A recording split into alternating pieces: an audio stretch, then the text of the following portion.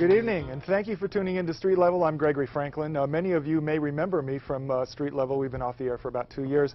And if you don't remember me, that means you haven't been watching enough cable access television, so I want you to group it out there, okay? Tonight, we have a very special Street Level, and with me is a friend of mine by the name of Lanny Swerdlow. He is the owner of the City Nightclub, and currently the City Nightclub is embattled in some problems with the Portland Police Department, and we're going to go into detail about that in a few minutes. For those of you who are familiar with Street Level, however, nothing has changed here. We also have a trivia contest. Tonight you will be asked, you'll be given an opportunity when you call in to this live call-in show tonight to answer our trivia question. And if you answer it correctly, you will win the lovely hat that our model Carol Merrill is showing you. It'll show up on your screen anytime soon. Anyway, I actually made that hat with my very own hands. It's 100% cotton, and you can win it tonight right here on this show. If you are tuning in on a Friday night on April 26th, you have a live one on your hands, and a telephone number is going to come up on your screen, and we would appreciate it if you'd be part of tonight's discussion. So, the trivia contest, the trivia question that you're going to be challenged to answer tonight is this, okay? In the movie Untidy Endings, a woman whose ex-husband has died of AIDS meets with his lover of several years to discuss how to divide his possessions. There were two main characters in that movie. Name either of the actors who played them. That's what you'll be challenged to answer. So when you call in, think about that. That's trivia. Do you happen to know? No. You have no idea? No idea. Good. Good. But I want to give away a hat tonight. Anyway, before we go any further, though, I want to set up tonight's subject. We're going to be talking about the City Nightclub, and many of you might not be familiar with the City Nightclub. So I have a documentary that I'm going to show you that I recently produced, and it'll give you a point of reference for the discussion that's going to follow. So if we could roll that documentary. This is called The City Nightclub, a documentary by yours truly.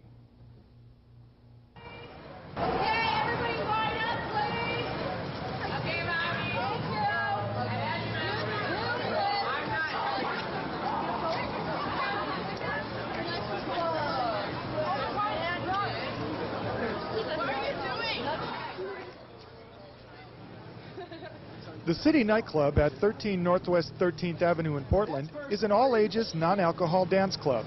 The hours are Wednesday through Sunday from roughly 10 p.m. until 2 a.m., with after-hours on weekends until 4. There are two dance floors at the club, the main floor playing high-energy dance music, and the other side playing alternative and industrial music. There is also a pool room where young people play, and periodically pool tournaments are held.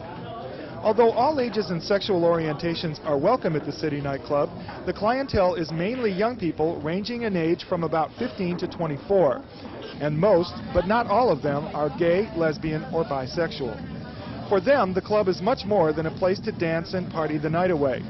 For most of the young people who come here, it is the only place in their lives where they feel comfortable being themselves. Here, they can feel free to express their sexuality without fear of the traditional ridicule and humiliation offered them by mainstream society. There is a sign posted at the front desk that states, among other things, that no overt heterosexual behavior is tolerated, and the policy is enforced. It's a source. It's a place for me to come to socialize with my friends, people who I can relate to, gay, straight, whoever, who treat me fair. It's a place to express myself physically, verbally, however, wherever I want to, and it's a good place to release all my extra energy. The community of it, the family network, basically, because everybody around here is family to each other. If one person gets in trouble, you know, then everybody helps them out to stop getting them in trouble, things like that. I don't know. I mean, me being gay, I mean, where else is a young person to go to have fun? I mean, you can't go to straight nightclubs because you get made fun of and beat up. So, I mean, it's just basically a safe place to have fun. It's been a good meeting place. Like, I started to come here regularly, you know, like once a week, at least over the summer. And I met some really good friends that I'm still friends with now, you know, that have helped me through a lot. Yes, it has definitely, because if I wouldn't have started to come here, I probably wouldn't have started to come out to my friends or my family, which is an important thing to me.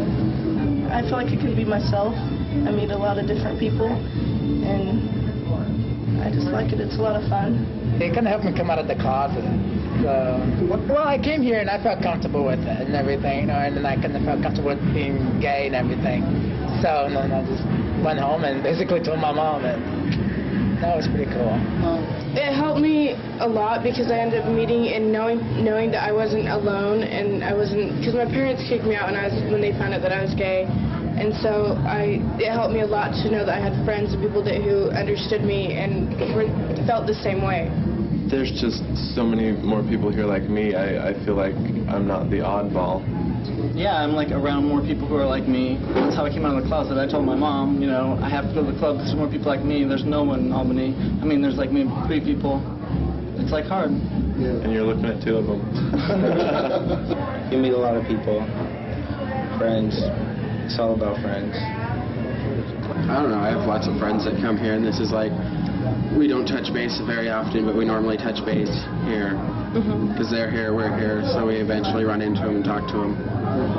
We don't have, our families, I think, for most gay people, is set up different, because our families, even if they want to accept us, have a hard time knowing how to deal with us. And so it's like we construct our own families outside. You know, and the city gives us a chance to do it before we're 25 or, you know, like old enough to go to like a bar and start meeting people. It's like a center to meet other gay people our age, and like I have a family of like 10 that I've kind of grown up with since I've been coming to the city. When I first started coming here, I was like really scared and everything because I mean I wasn't like all the way out with myself and everything like that. But after I met my first girlfriend and everything, and the whole atmosphere of the City Nightclub, I mean I just felt more comfortable. I felt like I could be myself and dance with whoever I wanted to. It provided me a place to be me. You know me, I've been in the Navy, and that was the big turnaround point for my life where I just kind of said, I have to be who I am, and the city always provided me a place to go. When mom and dad, were going through stress, I came to the city. When, I needed a place to go to maintain a social life, to express myself, to be me, to finally escape, the boundaries of what I was going through in my life, I came to the city. The fact that everybody here knows that they're here for the same reasons. We're all here because we enjoy it. We're all here because we're not into the hate scene. We're into the acceptance. We're tired of being oppressed for whatever reason. It doesn't matter if you're gay or straight. We're all tired of being picked on. We're tired of being looked at and ridiculed. And we know that if we come here, we're surrounded by family. We're surrounded by friends. Lanny Swerdlow is the owner of the City Nightclub. He started his first all-ages club in 1977. That club eventually became the City Nightclub in 1983. He saw a need for a place for youth to congregate other than on the street. Back in 1977, there was a major problem in downtown Portland. Every Friday and Saturday night, 100 or more young people would congregate at the corner of 3rd and Yamhill. This area was affectionately called Camp, and the young people were congregating there because they were gay and lesbian, had no place else to go. The response of the city to this problem was to turn the police loose on them and bust the kids for loitering or curfew or some other trumped-up charge. Consequently, innocent young people wound up with criminal records. No one seemed to care about them. No one wanted to do anything about it.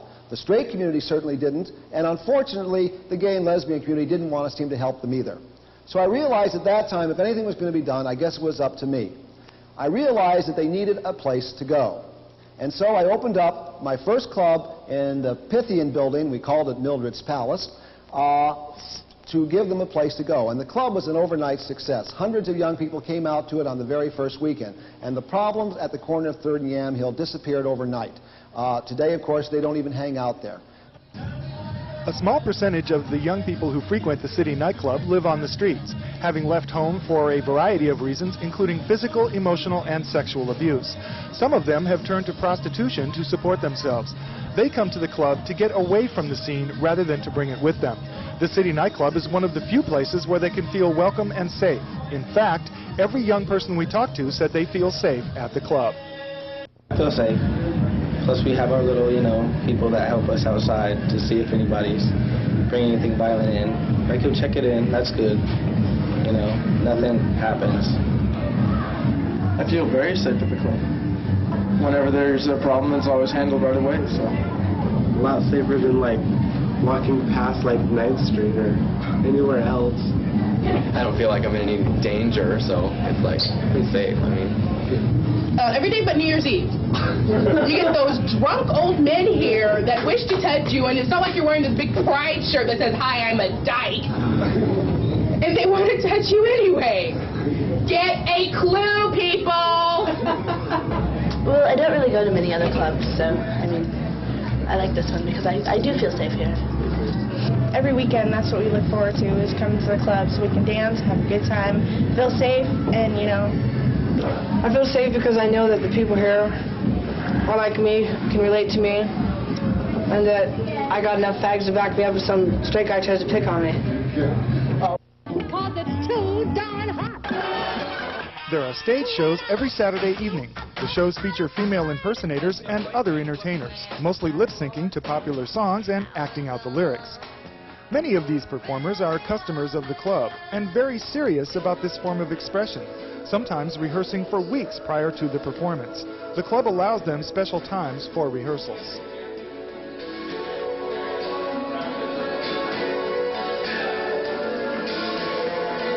What would you ask if you had just...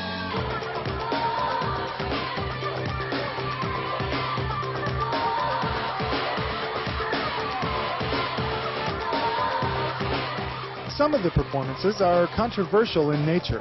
A majority, however, are female impersonators whose performances generally leave the audience howling with laughter and yelling for more. The shows at the City Nightclub are very important. The people who come to the club relate to them very strongly. Most of the time, the shows are just female impersonators, quite often from some of the other clubs. But quite often, the young people themselves stage the shows. And these are the shows that are really the most controversial, because a lot of these young gay people are feeling a lot of anger and hurt and bitterness towards society, and they express this rage out on the stage. It is far better that they do this on the stage than they take it out in the streets or out on themselves personally. A lot of the members of the audience connect with what is going on in the stage, and consequently, some of the emotional pressures and problems that they have to deal with are dealt with here at the club, and so when they go back out into society, they're better able to deal with them, or at least they've released some of the pressure that they have been just sort of storing up inside of them all this time. You get the opportunity to come and see theater on stage, and as queer young people, a lot of people are interested in that because stereotypical as it may seem, gay people are very creative and they like to express themselves through theater and music and dance. And I think it gives them an opportunity, especially for those who don't have the nerve to get up on stage and do it themselves, to actually see somebody else doing it. You usually go out and see a show with like Broadway or, you know, chicks and guys dancing together. When you come here, you see them on outrageous things that you probably like fantasize about, and it's happening on stage. You can sit there and watch people doing this. And so it's just great. A lot of people want to see entertainment that they've never seen before. They want to see something that maybe they fantasize about themselves and wish someday that they could do, and they're just not, you know, don't know how to go about it, don't know what it's about. Is it a freak thing, or are people going to laugh at me? And that's something good for them. Also, it's a way for artists to, I mean, the people who are up there to express something through the music to a large crowd. They're able to actually give out a feeling about something and have a large majority of people listen, so, or watch it.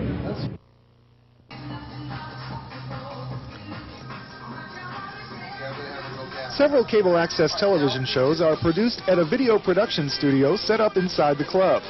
One of them, Night Scene, is a queer American bandstand program featuring young people dancing and enjoying the music, interviews with customers about current events, and informative interviews with people and organizations prominent in the gay and lesbian community. Having produced nearly 300 shows, Night Scene is the longest-running TV show for and about gay and lesbian people in the history of television. Outrageous is the newest program produced at the club. It features live performances from the Saturday night shows. From running cameras and lights to helping out in the control room, young people who frequent the City Nightclub are involved in every production done at the facility. Between the stage shows and video productions, from 40 to 50 young people are creatively involved every month.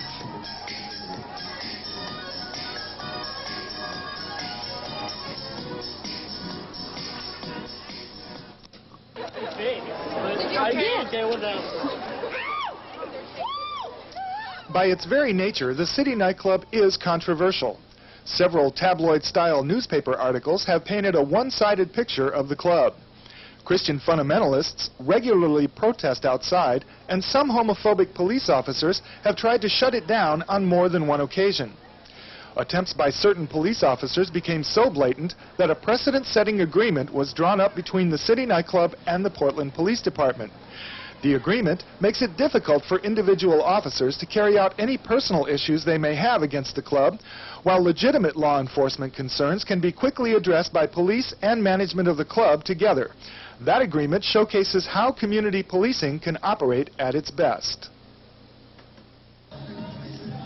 The City Nightclub is one of the few places in Portland where gay people under 21 can meet and socialize with those over 21. Although some people may be uncomfortable with this, the fact remains that most gays under 21 want very much to interact with the entire gay community, including those over 21. The City Nightclub provides a safe environment in which to do that. Linnea Dew is a celebrated author who did a nationwide study of gay and lesbian youth in her best-selling book, Joining the Tribe. Her book contains an entire chapter on the City Nightclub. There is no other all-ages gay and lesbian club across the country. That's amazing. Yeah. What kind of advice did you sort of come out of this? What did you learn from this? The main thing that I learned is what kids really need to be able to do is socialize with each other. And however that can be arranged and however adults can help that happen, whether it's putting on a gay prom, starting a place like the city, organizing focus groups for kids, you know, like a photography club, or putting on a play, or doing anything will help people. There's a very small, there's a short window of despair before kids, you know, where kids are feeling very isolated and before they can essentially find a chosen family who validates who they are. Yeah. And, you know, everybody knows about the suicide statistics and everything, that a third of gay and lesbian kids seriously consider suicide. That period is very short. It's generally within a year of finding out about themselves, and it's when they're still stuck in that homophobic limbo. I remember when I was a teenager and what it was like to be gay and have nowhere to go. You feel alone. You feel all by yourself. You're the only person. The club provides a safe environment in which they can socialize, meet other gays and lesbians, and find out that they're not alone, that they're not the only ones like that. Over the years, I have met thousands of young people, and some of them I have got to know very well, and we've had some long conversation. A few of them opened up to me and told me that they were on the verge of committing suicide because they felt so all alone or so bad for being gay. Now, if I've heard from that from 5 or 6 kids over the years, how many young people have not committed suicide or not attempted to commit suicide because they had a club like the City Nightclub to come to? The club is extremely important for their well-being, for their ability to survive in a very hostile environment outside these club walls. The important part is that the kids are actually seeing that they can be themselves. They don't have to hide anything when they're here, and that's the most important thing with kids nowadays. They don't have to hide anything. It was really comfortable because it was like the only place that I could come that I didn't have to worry about being gay bashed or, you know, people talking about me. It was like really accepting, and it was a really positive atmosphere, and it was a lot of fun. I enjoyed it, and that's why I keep coming. I was probably the only gay person out of 20 straight people, so it kind of gave me more gay people to be around and do stuff with, and I didn't have to feel like hiding the fact I was gay in front of like all the straight people's friends whenever I went to parties and stuff. So I would have to say I agree. I would say a lot of the same things, just because in an atmosphere where you can just kind of relax. And I come from a small town, you know, over an hour away, that nobody's gay there. You don't even talk about it. So it's good just to be me. It's just really, it's a place where you can come where people just are like you, and I mean, there's so many different kind of people here. I mean, there's what you'd call normal people, and there's what you'd call freaks. I mean, it's just where people can be themselves and who they want to be. It's like a family. You have like, I mean, you don't like have a whole huge family in the city, but you have like a group of friends that you make close ties with when you're at the city. You know, you're 2 people, you're gay or lesbian or maybe even straight, and you're interacting with each other in an open, free setting. And that's something that really affects me, is I have a lot of close friends who I care deeply about. And, I mean, our friendships carried through the club into our lives, and my best friend is Rosebud, so If it weren't for the club, I probably wouldn't have any friends. What would you do if there was no city nightclub? What would you do? Probably sitting on my ass at home, not doing anything, or probably on the streets. Probably getting myself into trouble. I'd probably be doing drugs. I'd say I'd probably be in a lot more trouble than I am. I mean, I've never been a troubled kid, but, you know, when people get bored and they're not allowed to express themselves, they begin to turn to alternative activities, which usually lead to anything from drugs to crime. And, you know, and I've stayed away from the drugs, I've stayed away from the crime, so I think that I'd have to say the city has definitely been one to keep people clean. Alcohol, other drugs, and weapons of any kind are not permitted at the City Nightclub. Monitors do a pat-down search of everyone who enters the club and check any purses or knapsacks for these items. Hall and restroom monitors are present at all times to see to it that all club rules are followed and that customers don't get too unruly. Lanny Swerdlow talks about the potential of the City Nightclub as a resource for community service organizations. Every week, over 1,000 young people come to the City Nightclub. Most of them are gay or lesbian or bisexual. This is a perfect focal point for social service organizations and gay and lesbian organizations to come on down and meet and work with the gay and lesbian youth of our community. They feel safe here, they feel comfortable here, this is where they want to come. I invite all of you who would like to come down here and meet these kids and to work with them to let me know.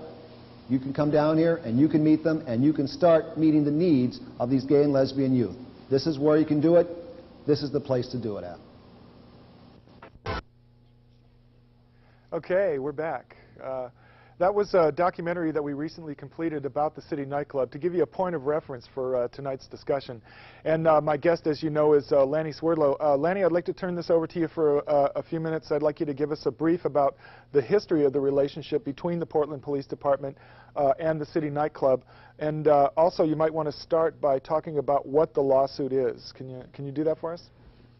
Yeah. The lawsuit is the thing called the Specified Crime Ordinance.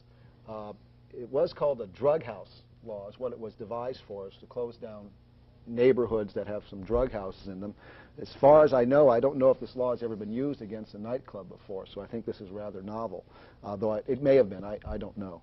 The way the law is written, it's a fairly draconian law, but if the police find anything in your home or in your car or in your business, I mean, it could be just a little gram of pot. The way the law is written, that you can, they could use this law against you and seize your home or your car or close down your business or whatever. And it's a law that's, if it's not used properly and carefully, it can be misused like it is now being used against the City Nightclub. Yeah, that was my impression too. Can we talk a little bit about the history of the relationship between the police department? Yeah, well, you know, I have here a stack of correspondence dating back many, many years between me and the Portland Police Bureau. We've had a, let's say, a rocky history between the Police Bureau and my club. And if I was to go on talk about it, we'd be here till 6 in the morning, and I don't want to do that. So I'd like to sort of say, suffice it to say that by beginning of '92, Chief Tom Potter, who was a chief of police that a lot of us had a great deal of respect for, and even more importantly, a lot of trust in. Yeah, he was very approachable. I mean, you could actually go and talk to him, I agree. Decided that something had really gone wrong in the relations between the Police Bureau and the City Nightclub, and he wanted to do something about it. What were the main complaints? The main complaints about from me or about from the police? Oh, just the usual. You know, they just, you know, there's drugs. Oh, there's sex in the restrooms. There was Satanism. They used to complain about Satanism. That was a big thing. And there one time was a police report about a vampire? Yeah, there was a 4-page police report about a vampire on the 2nd floor of the City Nightclub. Yeah. I mean, you know, back then it was really bizarre. And if you look at this stuff, and Chief Potter obviously looked at it, he began to realize, listen, he said, you know, he realized that the City Nightclub provided an important place for gay and lesbians, especially gay and lesbian youth. And he wanted to see the club stay open, all right? But at the same time, he wanted to make sure the club maintained a safe and legal environment, okay? So he called a meeting at his office, and there were some representatives from some community organizations there. There's representatives from Police Bureau, and discussions went on for about a half hour. And after a while, he became convinced that something had to be done. And so he sat down right then and there, pulled out pen and paper, and wrote up this agreement that I eventually signed and became the agreement. This is the agreement here. Oh, you're going to hold it up. Okay. And it's a model. It is an excellent example of a community policing agreement between the police and a private business, okay, to address the concerns of both the police and a private business. And I'd like to go over the first 3 points because those are the 3 main points of the agreement. And the first point reads, effective February 11th, 1992, Central Precinct and its commander will have primary responsibility for working with you to eliminate drug problems, prostitution, and any other problems which come to the police bureau's attention. Now, this was put in there because before then, there was a lot of just bizarro, the reports that came out, when there was a problem at the club, or the problem with the police, I would go like to Central, and Central would say, well, we don't know anything about it, go talk to Drugs and Vice. I go to Drugs and Vice, and we can't talk about it, go talk to them. Go talk to them, go to them. And I just got shuffled around, and nothing ever got done. And no one would ever take any responsibility for anything that was being done. So Chief Potter said, all right, Central Precinct will have the primary responsibility for it. They will do the investigations. If they have any problems, they will contact you. If you have any problems, you contact them. Okay? And that was the way it was supposed to be. Now, all of a sudden, this last year, without telling me or anybody, they took it out of Central Precinct and gave it to Drugs and Vice. Drugs and Vice went in, and for some reason, the police felt, hey, let's give it to Drugs and Vice. They're not covered by the agreement. That's what they said. They said, Commander Garvey, at a Section Minor Roundtable meeting, says, Drugs and Vice, you're out there, right, said that Drugs and Vice is not bound by the agreement. Well, the question begs itself. This agreement was to solve any problems that the police saw at the club. So why would the police take the primary responsibility out of Central Precinct and give it to Drugs and Vice? Why would they want to circumvent their own agreement that is designed to control any problems they felt at the club? They were circumventing their own agreement. It doesn't make any sense unless, of course, the reason was they wanted to close the club. Now, so it's in the meantime, you're under the understanding that there are undercover police officers in your club busting people who they find with drugs. That comes to the second point.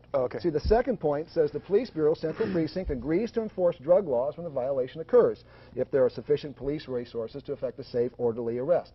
Now, they were coming in and they would send some undercover officers and document there were some drugs at the club. Well, listen, I've never denied, say there is some drugs at the City Nightclub because there is drugs everywhere in Portland. I mean, here's an article that was in the February 23rd issue of '96, just this year, of the Oregonian, okay?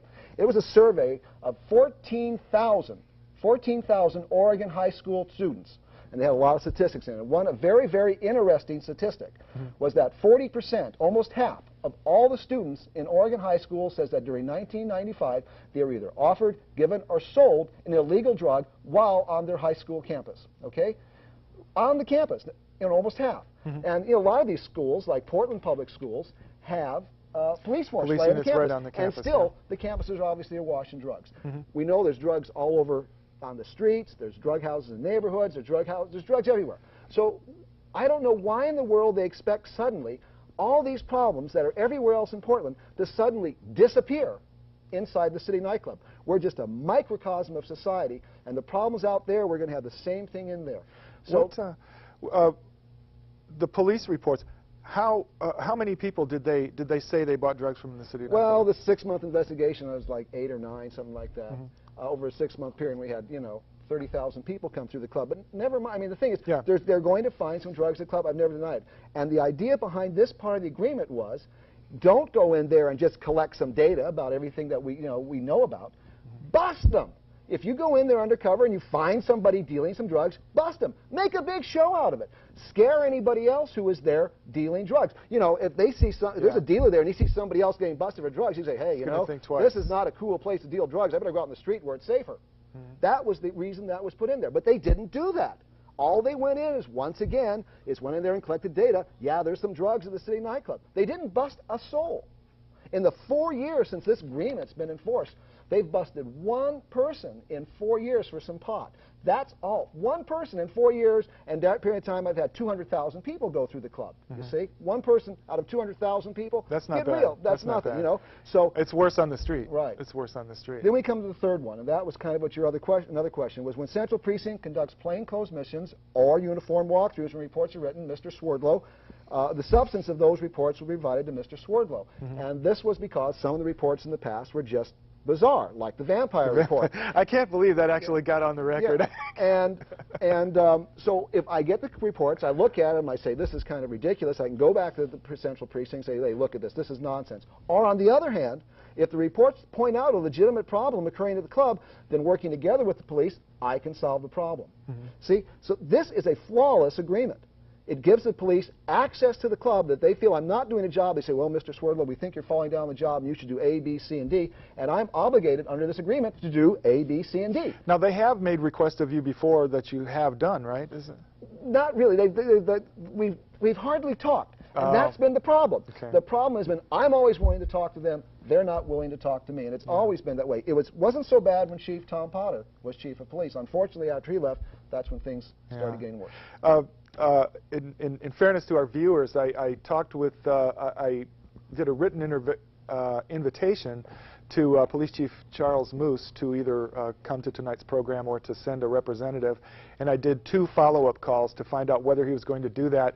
And while you and I are sitting here talking about it, I still don't know whether he intended to come or intended to send anybody, but I mean, obviously there's nobody here, and I didn't, nobody returned my follow-up calls. Well, so I wanted them to be here, and I really think that the program will probably be better if they were here, but we'll just have to go with what we have to go. I think it's important. You were at the Sexual Minority Roundtable meeting where they were there. They won't talk about it. My impression was that they don't feel bound by this agreement, and that's what I don't understand, because I've looked at it carefully, and I don't see an expiration date. There is no expiration date. There's something really interesting that's come out of this, though, now, because it's, they've filed this lawsuit against the club, and now the city attorney's office involved, and City Attorney Nancy Ayers has issued the opinion that the City of Portland, the Police Bureau, is not bound by any community policing agreement.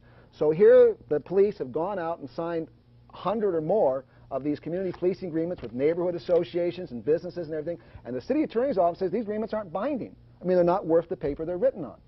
And that's just bizarre. Yeah, I mean, you think these people... A lot of hours went into creating these things, and a lot of community activity was made. Well, that's really, wow, what a trip. We can put the phone number up anytime. I would like for you and our viewing audience to be part of this discussion. And we are talking tonight about the conflict between the Portland Police Department and the City Nightclub. So tell me, when Charles Moose became the chief of police, you went and talked to him. Do you want to tell us about that meeting? What was the background for that? All right. On January 2nd of 1994, we had a little mini raid at the club. 9 uniformed officers came swarming into the club around 2:30 in the morning. And they just went through with flashlights and shining in people's faces and everything, and it was just, a raid. Now, the officer that was in charge of this came up and talked to me, and he said, I said, what's going on? He says, well, we've had an anonymous phone tip that a suspect wanted in a triple murder in Washington County is on your premises. And I said, whoa. I said, and I said, what does he look like? And they described he was bald and Cambodian and this kind of stuff. And I said, well, I don't think there's anybody out here that looks like that. And they went just running through. And after 10 minutes or so, they were still running through and everything. I mean, how long does it take to go through the club? 9 police officers. And my customers were just panicking. What's going on? This kind of stuff. So I went up to the DJ booth and I got on the sound system. I said, listen, people, don't freak out. Don't panic. They're looking for one particular individual, and if you're not that person, don't worry about it. And I went down. As I went down, I began thinking about it, and I got really upset. Because I was thinking, suppose I was a suspect in a triple murder, okay? And suddenly I'm in this place, and 9 officers are just swarming all over the place, shining with flashlights in people's faces. I would probably conclude that they might be looking for me. And I would want to get out of there, but I might, might have a gun on me, or if we didn't, we usually would catch a gun because we do a pretty good search. So they may have grabbed the hostage, to get out of the place safely.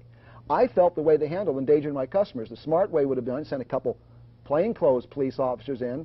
If they see the person, then bring in the muscle and get them. All right. So the next day I sent a letter off to Commander Garvey about that. I was really upset about that. Of course, I got no reply. That's so typical. No replies to my letters. And but I began thinking about, I don't remember seeing any articles in the Oregonian about a triple murder. A triple murder would make the news. Yeah, you know, and I went and talked to my attorney. He hadn't seen anybody. He suggested I call the Oregonian, and I did. And they said they hadn't heard anything about it. But, you know, just a couple months prior to this, there was a triple murder out in Gresham, that Star Oil one, and boy, that was in the paper every day for three or four days on the front page. So here there was a triple murder in Washington County. The Oregonian didn't know anything about it. But the guy there says, well, call our Washington County Bureau. They would know. So I called the Washington County Bureau of the Oregonian. He says, was there a triple murder in the last couple months or so out there in Washington County? The guy said, no. I says, would you know about one if there was? He says, yeah, I know about one. Yeah, I know. So I wrote a letter. That did it. I realized that they had fabricated this story about a triple murder just to come into the club because this police officer had some kind of fantasy about what was going on inside the city nightclub. Well, perhaps he read the police report about the vampire. I don't know what he thought. So he thought if he brought in all these officers looking around, they would find all these things. Well, of course, all they found was a bunch of people dancing and having a good time and gossiping and playing pool and this kind of stuff. And so I wrote a letter to Chief Moose saying, this is really upsetting. False pretenses coming to the club, violation of the agreement, you know. He never answered my letter. So I wrote about a month later, I wrote a second letter saying, you never answered my letter. I'd like to talk with you about this. Never answered it. Well, a period of time after that, I was at a sexual minority roundtable meeting, and lo and behold, who should be at the meeting but Chief Moose, okay? And so I bring it up. He never addressed the situation. He wouldn't talk, but he did say two things. First thing he said was that the Oregonian does not know about all the murders happening in the Portland area, as if we're the murder capital of the United States and the Oregonian can't keep up with all the murders going on. You know, they know what's going on, let alone a triple murder, you know. And then the second thing, which I felt was a little ominous, because I had said that the police came into the club, they're trying to find things to close it down. He said, if we wanted to close you down, we would close you down. That bothered me, but I just, you know, didn't think much about it. And I asked him at that point then, can I have this meeting with you to discuss this issue? Well, of course, here was all these people in the room and stuff. He couldn't exactly say, no, I won't meet with you. So he did. He said, yeah, I'll meet with you. Call my office. Well, after about repeated calls, I finally did get an appointment. I went to the office. There was another police officer. It turned out to be Commander Garvey. I didn't remember it was Commander Garvey. I think he was fairly new on the staff then. I hadn't met him very often. And I wasn't in there more than 3 minutes. He said, well, what do you want to talk about? I said, well, I want to talk about this raid at my club under false pretense and stuff. He said, well, I don't think my officers did anything wrong. What do you want to talk about next? And I said, no, that's what I came here to talk about. He says, well, then I don't see any point in going on any further. This meeting is over. He got up, walked to his office door, opened the door, and told me to leave. Wow. We have a call, Lanny. Okay. So, caller, you're on the air. Good evening. Thanks for calling. Yeah, no problem. I just wanted to say that before I turned 21, I used to hang out at the City Nightclub a lot, and it has done, I think, you know, it definitely saved me from being out on the streets doing a lot of things I probably shouldn't have been doing, and that I don't think the City Nightclub has done anything but good things for the city of Portland, and this whole lawsuit is just ridiculous to even be carried out. And do you have any idea why you think the police might be doing this? Oh, if the police department only knew how many gay people were actually on their force, they might think differently. Yeah. But I don't know. I would hate to think that it's targeted towards the gay community, but it kind of seems like it is. And it would be a real shame for an establishment such as the City Nightclub to be shut down for that purpose, because it really does help a lot of people. I agree. When I did the documentary that you saw earlier today, don't hang up, incidentally, I have a question for you. When I did the documentary that we were looking at earlier, I was really stricken with the relationship that these kids have to each other at the club. I mean, the City Nightclub is a business, yeah, I understand that, but it's a lot more than that to the people who go there. Well, of course. I mean, I went there with a friend of mine. I didn't know anyone. After going there a couple of weeks and a couple of months, I mean, I knew everyone in the club. We were like a big family, and that's what I think brought us all together. And that's something that I see a lot of. I mean, there are groups of kids there that form these really tight relationships, and they really do help and support each other, because it's a hostile world out there for gay and lesbian people in general, but even more so for gay and lesbian youth, okay? Absolutely. You bet. When was the last time you were there? Oh, gosh, it's been, man, probably about 2 years. Go back.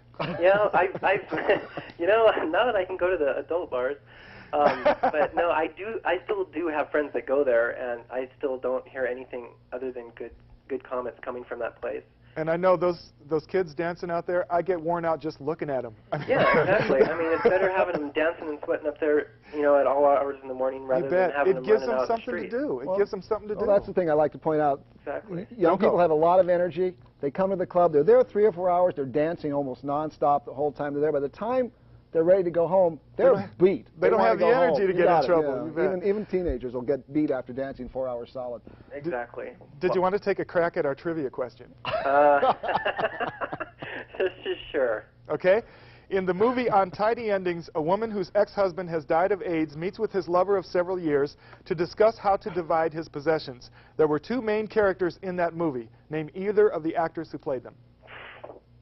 You can win this fabulous hat. I can? Yeah. On the head on the floor? That's the one. Oh, gosh. I couldn't even... I have no idea. All right. Okay. He's not a movie buff. Evidently not. Are you sure gay? Yeah, I'm very gay.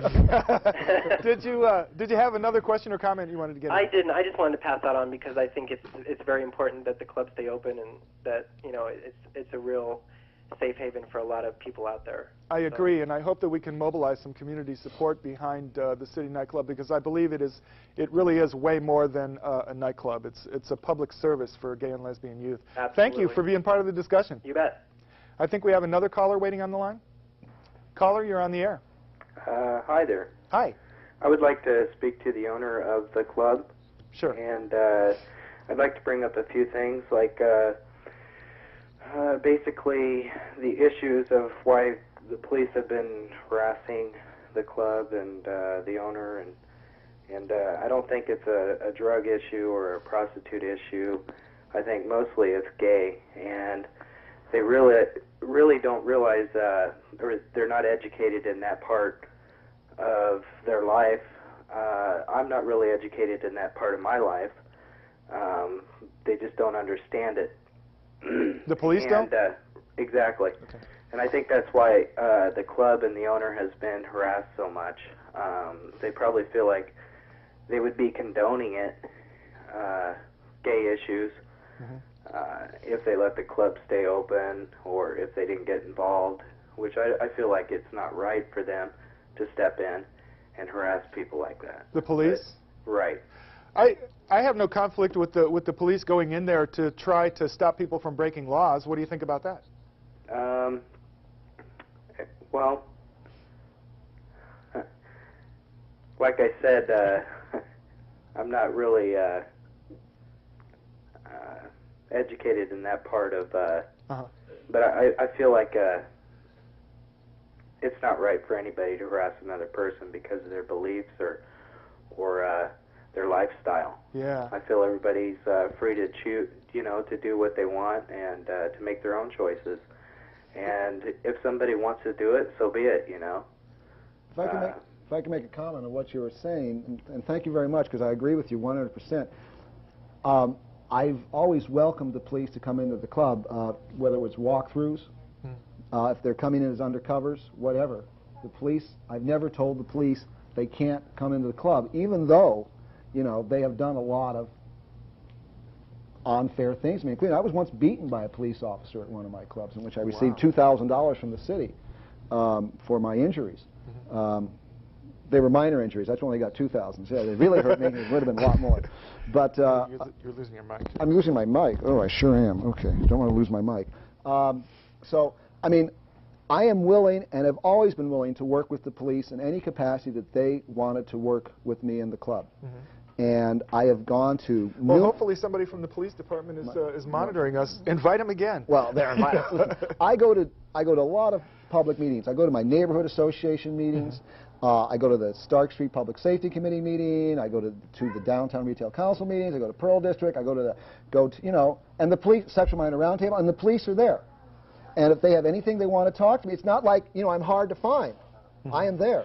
And if they want to talk to me, I'm available. I'm involved in my neighborhood, both my business neighborhood and where I live, and they can find me. And if they want to work with me, I've always been willing to work with them. And the problem has always been, it's been, for the most part, it's been a one-way street. When Tom Pollard was chief of police, it became a two-way street for a while there.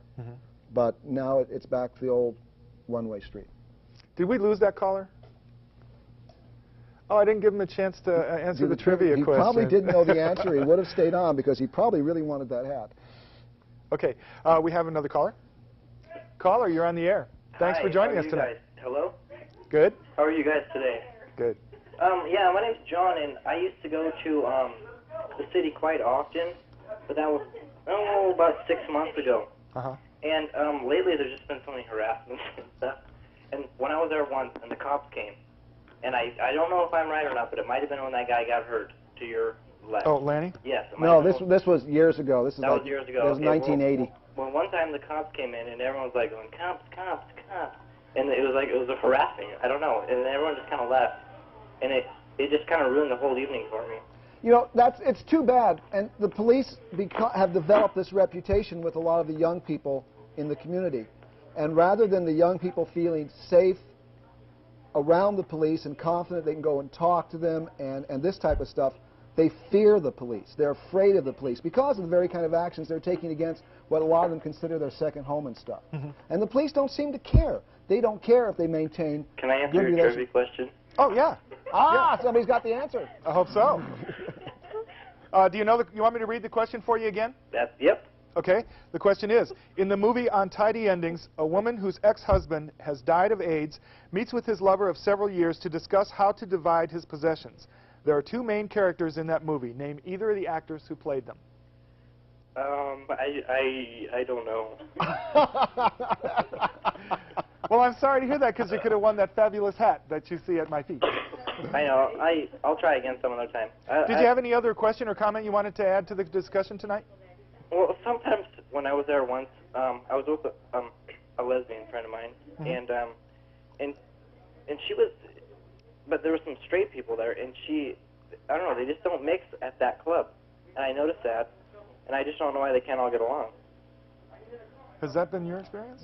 Not really. For the most part, people get along pretty well at the club. I'm not saying sometimes there aren't some straights that come into the club with a definite chip on their shoulder. Yeah, definitely. And that was the case for you? Yes. Okay. Yeah, I mean, that's just the problem we have to face sometimes. Most of the straight people that come in there are just there to party and have a good time and enjoy themselves. There's a few that come in there and they're looking for whatever, and usually we find out who they are and we get them out of there pretty quickly. Well, I thank you guys very much. Have a nice night. Thanks for calling in. Yeah. We do have another caller. Caller, this is Street Level. You're on the air, and thanks for being part of the discussion. Yeah, thanks, you too. First of all, I'd like to give a couple compliments to Lanny. Growing up as a lesbian in Springfield, Oregon, I felt a lot of homophobia, and the only saving grace we had was the City Nightclub. We would make the 200-mile round trip, the 4-hour round trip to the City Nightclub every weekend as 16 and 17-year-olds. And then I eventually moved to Portland and was able to come to the city every weekend. And there I met my now wife. And, Great. And I am. And also I would like to say that I started performing for you on stage at a young age. Are you recognizing this voice yet? Okay. My name is Candace. I was on stage and ran for lace. I'm the one that busted my head open on stage. That's me. Anyway. That wasn't planned. I was just going to say, what kind of show were you doing? No, we have some controversial shows, but we don't have people busting their heads open. No. I'm very awkward. I hit my own knee. Anyway, your actual encouragement to act on stage has prompted a pretty promising acting career for me. I'm 27 years old, and I act now in Portland and was also in a scene in a movie.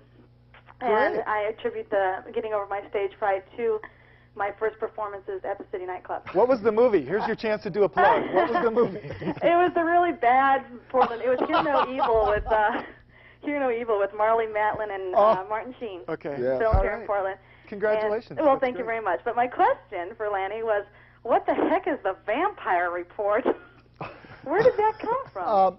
Well, back in '89, there was a couple right-wing Christian fundamentalist homophobic undercover police that got it into their head that they're on God's mission to save the youth of our nation from the City Nightclub.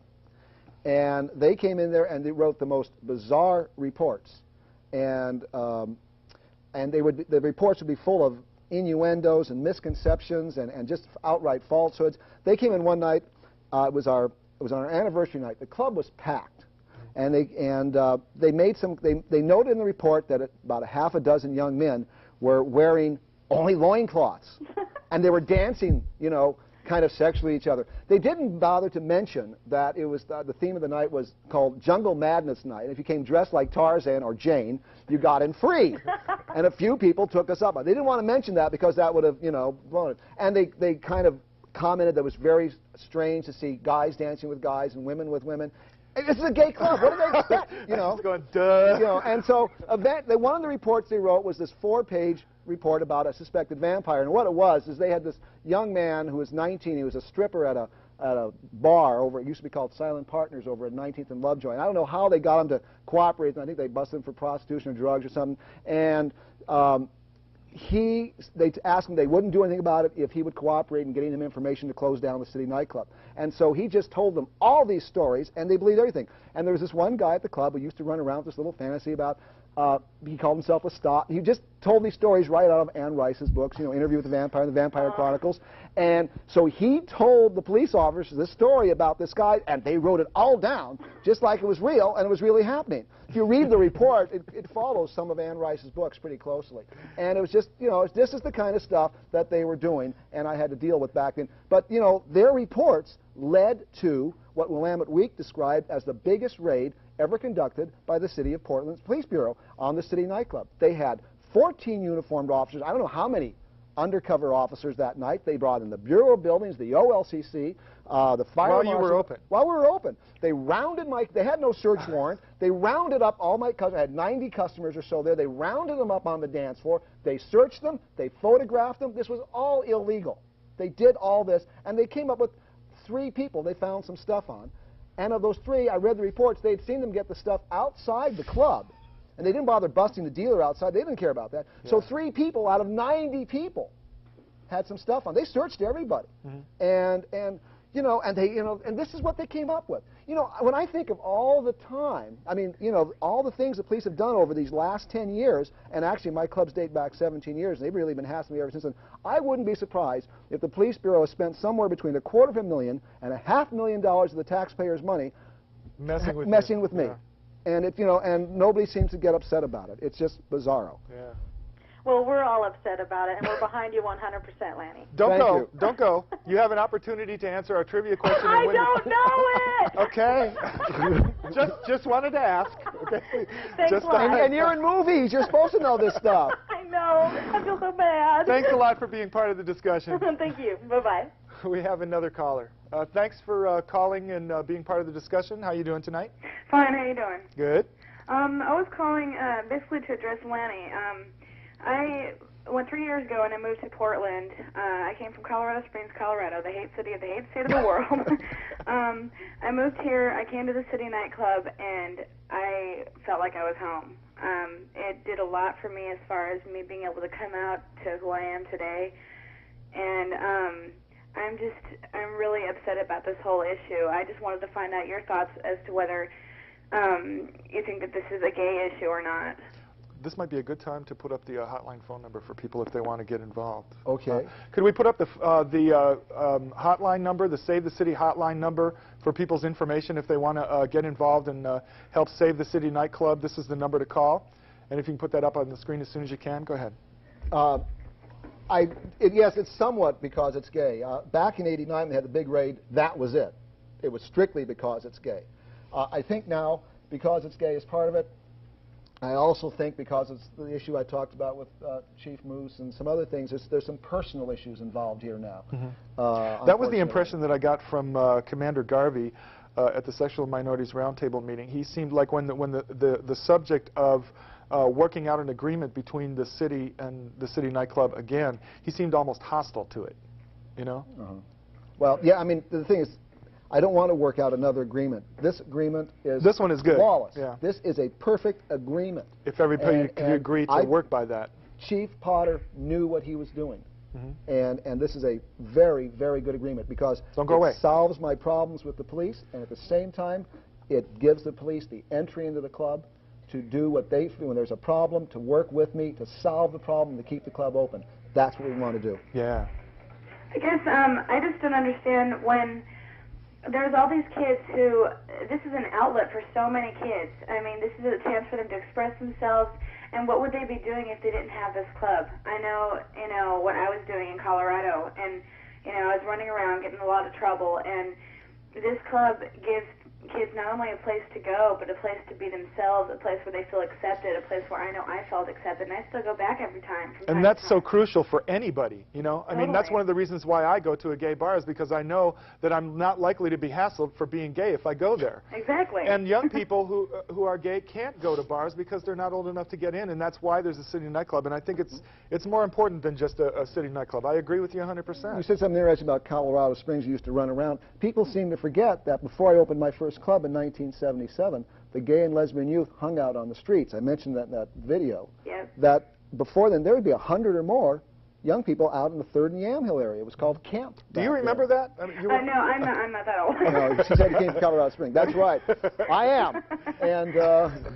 And I opened the club because nobody was doing anything about it. Nobody was going to give me any money. No social service organization, no government agency. If I had written a grant, I wanted to open up a place for gay and lesbian youth to go, I would have been laughed out of the store. Yeah. So the only way to do it was to open up a place where they could go, a nightclub type of thing, where they can go and dance and have a good time. And that's what I did. And I got them off the streets. And if the club closes, you thought you had a problem back then. Exactly. It's going to be far worse. And this time, instead of being at 3rd and Yamhill, they're going to be all over Stark Street. Yep. I want you to stand by for just a minute. We're going to give you some bonus minutes. Some bonus street-level minutes are coming up right now. Actually, we have to change the tapes. Our tape is an hour long, and so we have to go to another tape. I want you to hang on because I'll give you an opportunity to answer our trivia question in just a minute. But right now, let's change tapes. Okay. Okay, 50% more time on street level at no additional charge. Isn't weight gain either. Caller, are you still with us? I'm still here. I wanted to give you an opportunity to answer our trivia question, then you can make some more comments if you want, okay? Okay. All right? I have no idea what the answer is. Oh, you already heard the question then. I wanted to give a hat away today. Did you have another comment? Yeah, actually, I just wanted to say that my support for the City Nightclub, as well as other gay and youth lesbian organizations, is going to continue to be here. And Lanny, keep hanging in there. That's all. My name is Mitch. I perform there. I'm involved with the Rose Court of Portland, and I've been to your club recently, and I have a lot of friends who are there, and a lot of them are family, and we have to fight this. And I'm with you. So. Thank you. All right. Did you take down that number on your TV Yes, screen? I did. I'm calling as soon as I get off the phone. Thank you very much for being part of the discussion. Thank you. All right. Bye. We have another caller. Caller, you are on the air. Thank you for calling Street Level, and do you have a question or a comment? Well, I just had a couple of comments. One, I wanted to just sort of comment on the fact that it's unfortunately not surprising the police officers' interactions with Lanny and the club, considering that maybe 20, 30 years ago, one of their roles was to actively go out and arrest people for being gay or lesbian. Mm-hmm. And I wanted to compliment Lanny on his work with the gay and lesbian youth. I wanted to also tell you that I have firsthand knowledge of gay and lesbian students who are expressing who they are in public schools and then having no support system whatsoever of any kind. And then I've just seen a huge, tremendous dropout rate of gay and lesbian students, and I just think it's unfortunate.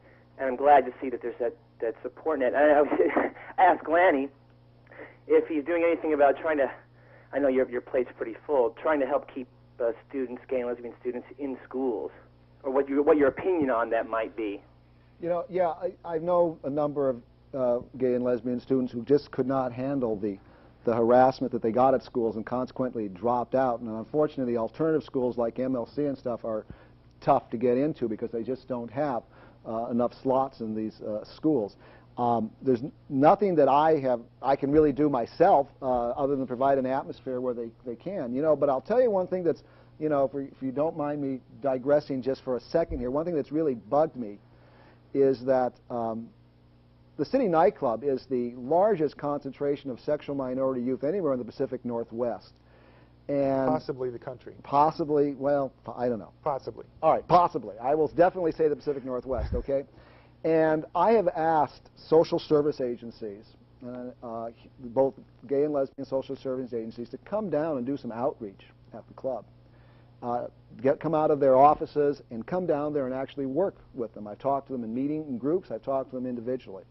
And except for the Cascade AIDS Project and the Voices Project when Mark Stuckler was the director, no one's ever taken me up on it. Mm-hmm. And it bothers me because I know that like if Portland Public Schools or PCC or the Catholic Church, the Boy Scouts, whatever, called them up and say, hey, would you mind sending out an outreach worker to talk to our youth and this kind of stuff? They'd be out there so fast you'd get knocked over if you actually got in their way.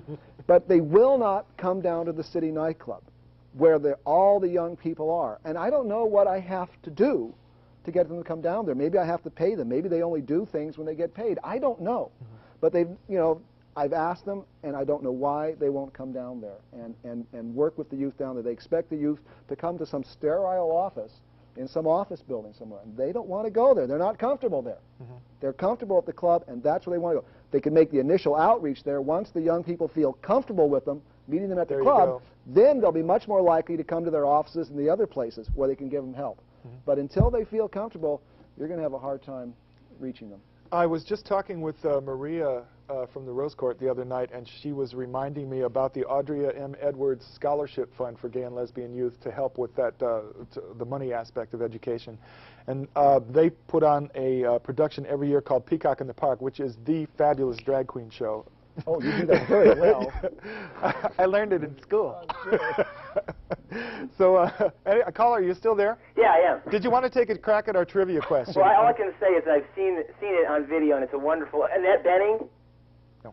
No, okay. The last thing. Good guess. I don't know. It's a guess. The lawsuit thing. I'm going to hang up, but could you say a little bit more about that? Is that ongoing now? I don't know the details of that. And thank you very much.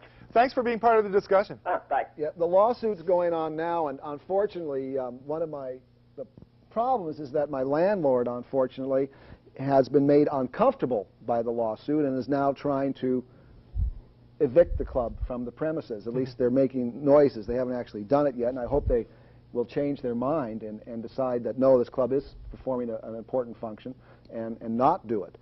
That's my big sweat right at this moment right now. Incidentally, don't we have, aren't there some meetings going on about that very subject on Thursdays and Sundays? Well, it's not just on that subject, it's about anything. That's the whole thing.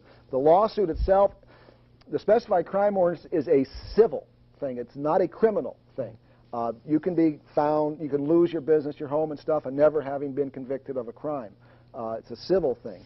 And because it's a civil suit, it can drag on for months and half a year, who knows how long it can go on with this Damocles sword hanging over your head of a specified crime property ordinance. That's what's happening, and what we're doing is we're organizing to fight it. We're, for example, my customers wrote over 300 letters to Mayor Vera Katz. Now, a lot of these young people to sit down and write, and now is really during club hours. Yeah, well, so they would. A lot of them brought letters with them. They didn't want to write it there at the club because they wanted to dance. They brought letters the next night, and some of these letters are incredible. They tell about what life was like for them before they came to the club and how they felt better about coming to the club. And one girl talked about how she was raped and this kind of stuff, and the only place she ever got over it and this stuff was at the club. People talk about how they felt suicidal and this kind of stuff because they felt so all alone. It's just they really poured their heart out in these letters, and I really hope, and the mayor will read. I know she's not going to be able to read them all. I mean, there's over 300 of them, but they took the time to write these letters out, and because it's important to them that this club stay open. You bet. This might be a good time. I think we have a caller. Caller, don't go away. We're going to get to you in just a minute. But we wanted to let you know about some community response meetings that are being held at the City Nightclub at 13 Northwest 13th, and they are on Thursday and Sunday evenings. Well, there's two kinds of meetings going on. The ones on Thursdays and Sundays are primarily the customers of the club. Okay. That are working to do things like the letter writing campaigns and trying to contact city council people and this kind of stuff, community people. And we have meetings on Wednesday nights at 7:30, and these are the ones that we're trying to get business and community leaders involved in, trying to get the club open. Yeah. And it's difficult. You know, I talk to these people, and they all say, yeah, the club is important, and what's happening is a real shame, but to actually sometimes to get people to stick their neck out and actually take that step and help is very difficult. We've just started. We had our first meeting, and we had about, I'd say about 8 or 9 community leaders and business people at the meeting. That was our first one, and that was basically on like 24 or 48 hours notice. So I guess I really shouldn't be too upset. I'm hoping that more people will start coming to these meetings at Wednesdays at 7:30 who are involved in the community, who are involved in business, because, you know, these are our youth here. They want this club, they need this club, and we need your help, especially because this issue is political. This issue is political. It's not about law enforcement. It's about politics, unfortunately. And we need your help to tell the mayor, tell the city council that, listen, this club is an important asset for the Portland community. It needs to stay open. If there is problems at the club, then let the police work it out with Lanny and solve the problems to do so. That's what needs to be done, not this constant confrontational battle that I'm always having with the police. I don't want it. This agreement was supposed to end it. And it unfortunately and it probably did not. could. I mean, if they would follow the yeah. agreement, of course it would end it, but they don't want to follow the agreement. So again, we're going to take a phone call in just a second, but I wanted to reiterate that telephone number, the Save the City hotline, if you want to get involved, if there's something that you can or would like to do to help deal with this particular problem. The number to call is 286-1764. That's 286-1764. Caller, thank you for calling Street Level, and be part of the discussion. What do you have on your mind? Hi. God, it's really weird watching you guys on TV and talking to you at the same time. I just tuned in. I'm not really sure what you guys are talking about. I know the lawsuits and stuff are really bad, but I can tell that you guys are really for the kids, and I really appreciate that. Yeah. One of the things that I wondered, though, I've been associated with, like, if I can say, like, AA and NA, you know, any club This is cable access. You can say pretty much whatever you want. Oh, cool. Okay, any club that you have, there's going to be bad influences around, and I was kind of wondering, you know, if there were, like, drugs and stuff around the kids in the club that were, like, outright, you know, that the cops were after, or what the deal is. Well, if, we talked about it a little earlier. There are some problems at the club. The club has, you know, 1,000 people come through it every week. And you're going to have, like you said, some bad influences sometimes come in. We do the best we can to weed them out and get them out of the club. But it's, you know, you throw somebody out, somebody else comes in. I mean, there's 1 million people that live in the city of Portland. And if, you know, if I'm not doing as good a job, or if the police feel I need to be doing a better job, then they need to talk to me about it. And working together, we can solve it. Frankly, what I have seen, you know, considering the large number of people that we have coming through the club, there isn't really much of a problem at the club. I'm not saying I can't do better. I probably could. But I am a business owner. I'm not a police officer. Yeah, you can't arrest people, I can't, you know, that's another thing. You know, I only have certain things that I can do. You know, after this thing was signed, you know, one of the things I was doing for a while is I would have some of my people go out and try to make a buy. You know, we thought somebody was selling. I'd send, hey, go over and ask that person if they got any drugs to sell you. And when I told my lawyer that I was doing that, he said, whoa, don't you do that. He says, because if they get some drugs from somebody, even if they're just getting them to give to you so you can bust that person and throw them out of the club, if a police officer sees that, they'll arrest your employee. And you can just tell them, you know, you can go up and down that this guy was just working for you to find this stuff out, and they don't care. Now, this is a question so my lawyer said, you don't do that. And so I kind of have, it's kind of hard sometimes to find out who's doing these things. Eventually we find out. Somebody's there long enough, we'll find out. But, you know, they just come and go, and, you know, it's just, you know, if you just walk out on the street down on Stark Street a block away from the club, you're going to get proposition for drugs or what knows ever as you walk down the street. I mean, and so we can just do the best we can. We try to keep it on, but we're never going to get rid of it totally, just like they're never going to get rid of it in the schools totally, they're not going to get rid of it in the streets, they're not going to get rid of any. This is a problem. That's a social problem, and it's a health problem, and it is certainly not unique to the city. And it's not unique. It's not unique to the city of Portland. It's everywhere. Are you still there? Yeah, I am. Okay. Did you want to take a crack at our trivia question tonight? Well, I tuned in too late to even hear it. Could I hear I'll it? run it by you. In the movie Untidy Endings, a woman whose ex-husband has died of AIDS meets with his lover of several years to discuss how to divide his worldly possessions. There were two main characters in that movie. Name either of the actors who played them. Tom Hanks? Wrong movie. Too early, right? It was a good flick, at least. Yes, it was. Yeah, what? Did you have another question or comment? No, that's it. Thank you very much for even being on TV. Hey. I'm really getting educated, and I appreciate it. All right. Thank you. All right. Thanks for being Have a part of good the one. discussion. We do have another caller. Caller, you're on the air. Thanks for calling. Yeah, hello. How you doing tonight? I'm all right. I have a question about the club. I mean, do you have like an age limit on the people that come in there? We don't serve alcohol. So you can be either over or under 21. So you need to be. I mean, do you have like 16-year-olds coming in there? Yes. What is the low age that you don't feel 15? 15 is where we generally cut it off. We don't ask for ID because a lot of people that are 15, 16, 17 don't have ID. Yeah. So if they look young, then we'll say, well, you just look too young here and you can't get in unless you do bring some kind of proof of your age. Mm-hmm. Then, do you know when the cops are coming in undercover? No, I have no idea. You know, let me tell you, it's interesting to comment on that. One of the things that I really thought this agreement was enforced and being followed by the police since it was signed in '92. So, like I said, there had been absolutely no busts in the club except for that one bust. In 4 years, there had only been one bust. So in 4 years, there was one bust. I hadn't received a single written report from the police in that 4 years. So I was kind of under the impression. You also did get a letter from somebody stating that there wasn't a problem at the City Nightclub during that period? In '93, there was a kind of a problem which I complained about. A police officer had filed a false report with the fire marshal's office. I complained to the police. They researched it out and stuff and wrote me a letter saying they didn't know who the police officer was. Right. But nevertheless, in that letter, they mentioned that the commander of Central Precinct knew of the agreement, supported the agreement, and he was not aware of any problems at the City Nightclub. Now, that was in the middle of '93, and here, about a year and a half later, they're doing this major investigation. And so I was under the impression that I was doing a good job because I really thought there was undercover police in the City Nightclub. And they hadn't busted anybody. And so I figured, well, when they do come in, they're obviously having some difficulty finding anybody, and they figured the level's so low, this kind of stuff. I was, no reports, no busts, hence I thought I was doing a good job. Mm-hmm. What actually was going on is if you were a drug, and I was always telling people that was part of my strategy. I would say, don't deal in the City Nightclub. It's not a good idea because if you do, you're going to get busted, because we have undercover cops in here coming in here all the time.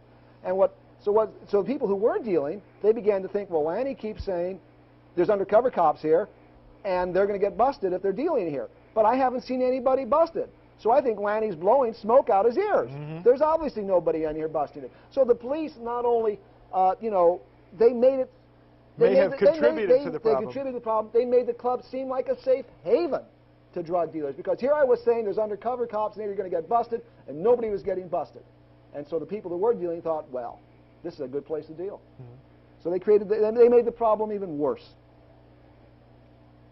You still with us? Go ahead. All right. Yeah, did you have another question or comment? Yeah, I was also wondering about how you said you have people under 18 years of age. Do you ever worry about them walking out of there with somebody over 18? That's a real hot button issue, and it does happen. But I want to point out, if you go down tonight or Saturday night down to Stark Street, you walk along that street at 10, 11, 12, 1 o'clock, 2 o'clock in the morning, you're going to see a lot of people out there under 21, 16, 17, 18. And a lot of them are out there because they're waiting for some man to come out of the bar and pick them up and go home. We are talking about sexually active teenagers, okay? Now, I know the community doesn't like to deal with that issue. And so the way they deal with it is to pretend it isn't there, and they don't deal with it. But I operate a business that sees a lot of these young people, and I have to deal with that issue. And I deal with it as best I can. I'm not going to sit there and in judgment of some 17-year-old who happens to find some 25-year-old hunk attractive is what turns him on. I'm not going to sit there and condemn him for it. He already feels bad enough. Everybody's been telling him what a horrible person he is because he's gay. I'm not going to dump on him anymore. What I try to do, providing the city nightclub, is a safe atmosphere, a safe environment. And if somebody meets somebody that they like at the club, well, you know, I don't know what, you know, if they're going to be doing it. They do it on the streets. I tell you, you want to see what's going on? Go down to Stark Street tonight. Go down there at midnight. Go down there at 1 o'clock in the morning, and you see what's going on, okay? Then you come back and ask me that question again. Okay. Did you want to take a crack at our trivia question, or did I ask you about that? I want to give away a hat, Lanny. Quit it. All right. Well, what movie was it? Okay. In the movie Untidy Endings, a woman whose ex-husband has died of AIDS meets with his lover of several years to discuss how to divide his worldly possessions. There were two main characters in that movie. Name either of the actors who played them. I don't think I've seen that one. I don't know. It's a good movie. All right, well, listen, thank you for calling in and being part of the discussion. All right, thanks. All right. We do have another caller.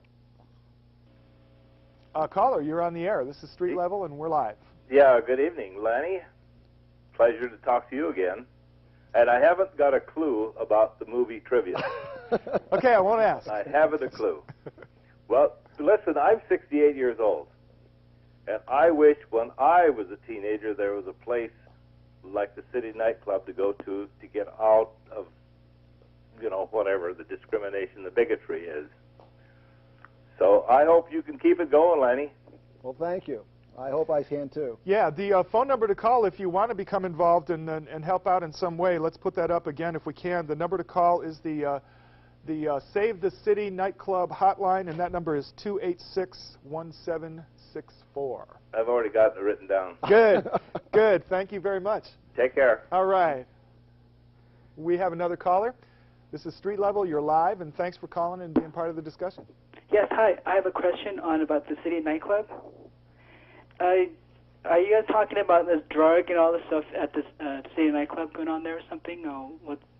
The Portland Police Department has filed a suit against the City Nightclub. They basically want to close it down. I don't know if it really has so much to do with there being drugs at the club, because from what I've heard from, you know, what Lanny has told me, there doesn't really seem to be that much of a problem. I mean, if they were only able to catch 8 people over a 6-month period, I mean, you could do better just walking down the street. The thing is, you know, there are drugs at the club because there are drugs everywhere. Mm-hmm. The question is, they are using this as an excuse to try to close the club down. They're using the specified crime ordinance against the club, which allows you to, it's a very draconian law. It's a very dangerous anti-civil liberties law. Mm-hmm. And they're using it.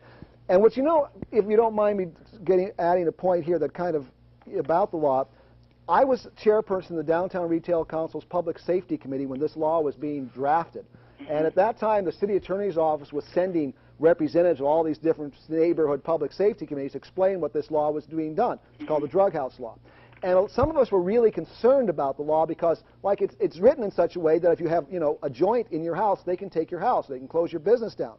And we felt that the owners or the tenants would have no way to, you know, try to remedy a situation. So they wrote into the law, they says, well, if they wrote into the law that they will notify the owner and the tenant if there's a problem so they can meet with the police and remedy the situation before the police would go to court. Mm-hmm. So they're supposed to send out a letter. Mm-hmm. Well, they sent a letter to my landlord, but they never sent a letter to me. I was totally in the dark about this until I was served by a lawsuit at the end of December by the police. And suddenly I called up my landlord and I said, what's going on?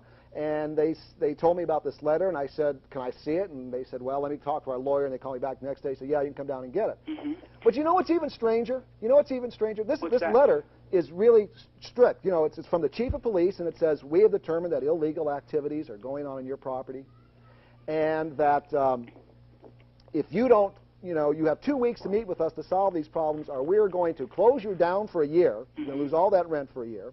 We're going to level civil fines against you, which could be tens of thousands of dollars, and you're going to have to pay all our attorney costs. So my landlord was looking at about $50,000, $60,000 or more in lost revenue and fines and all this kind of stuff.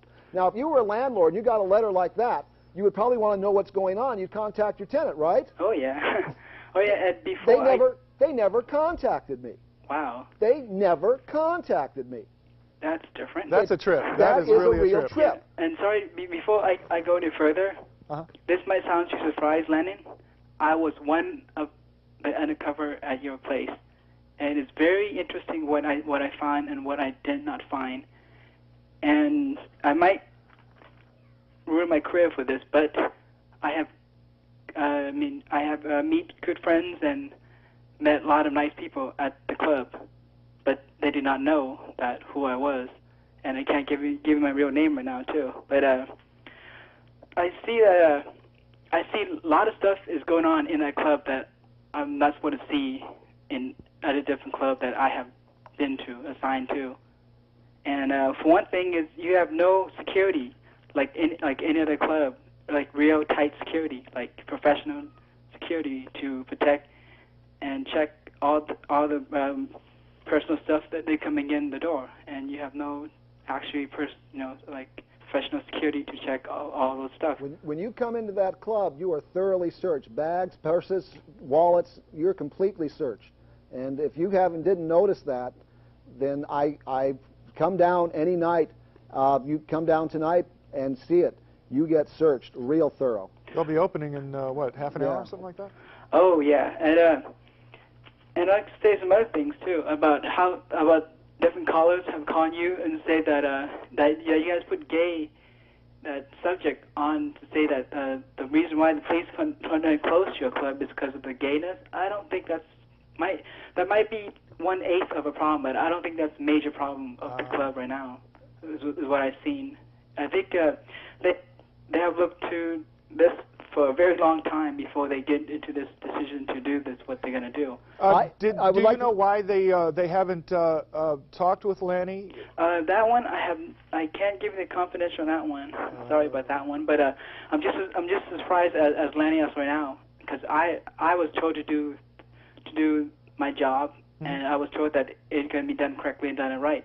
But that's what I hear from Lanny. This sounds shocking for me too, to hear what I hear from Lanny. You know, in the 4 years since this agreement was signed, I've seen the police reports, and there was absolutely nothing of any consequence in any police report about the City Nightclub until they started this investigation. So there was nothing going on that should have triggered an investigation. Out of the blue, in April of '95, they started this massive investigation of the club. And there was nothing on record of any things that are going on at the club. In fact, I have a letter from Deputy Chief Chuck Carl saying he talked to Commander Kendrick of Central Precinct saying there's no problems at the club. So I'm giving this kind of stuff from the Police Bureau, which leads me to believe there's no problems at the club. I get official letters from them. The things that they're supposed to do in the agreement, everything is fine. What in the world am I supposed to think? That's a good question, too. I know, and they won't answer that. That's why I kind of back up on what I was doing for a while. And I was, like I said, I met a lot of nice people. Like, your club is a very nice club to go to. I mean, don't get me wrong. That's why I'm trying to see if I can help you to reopen the club up without getting shut down. The number to call is 286-1764. Listen, if you want, you call the club tonight, 224-2489-224-CITY. You ask for me. I'd like to meet with you sometime. Or if you can't meet with me personally, we can talk over the phone. Oh, I was planning to go up there tonight, but you probably won't know who I am, though, because like I said, like, I have to keep my me confidential because of this matter. Okay, I understand. Well, listen, and for my safety. But I think certain people know who I am in that club. Okay. We got to wrap it up. We got to wrap this up. And I want to make one point more about the police. You know, I want to work with the police, and it's the police that don't want to work with me. And there's another club here in Portland called the Quest. Now, it's a big club. It's an all-age club. I've been there. That's my second assignment. Yeah. Now, a couple of years ago, the Quest was having some real major problems with gang activity and this kind of stuff. They had some knifings and even some shootings. They even had a riot one night. We had to call 40 uniformed police to come out to the club. Yeah, and they were shut down for a while. No, they weren't shut down. What happened was the police sat down with the owners. Now, this is what the police should do. They sat down with the owners of the club, decided how they could solve these problems, and worked with the management to solve their problems, to the point of and including providing off-duty police officers to work at the club. Now, the Quest paid for them, but they went and gave them off-duty police officers. So here the police are bending over backwards to work with the Quest to make sure of their problems, and with me, they will not even answer my letters when I send them letters asking about what we can do about problems. Why are we treated so differently? Okay. With that, we got to go. We are out of time. I want to thank you so very much for being part of the discussion tonight. Thanks for calling. To all of you, if you want to see a replay of this program, it will be Monday, May 13th at 11 p.m. right on this very channel. Thank you all for joining us on Street Level. God bless you and good night.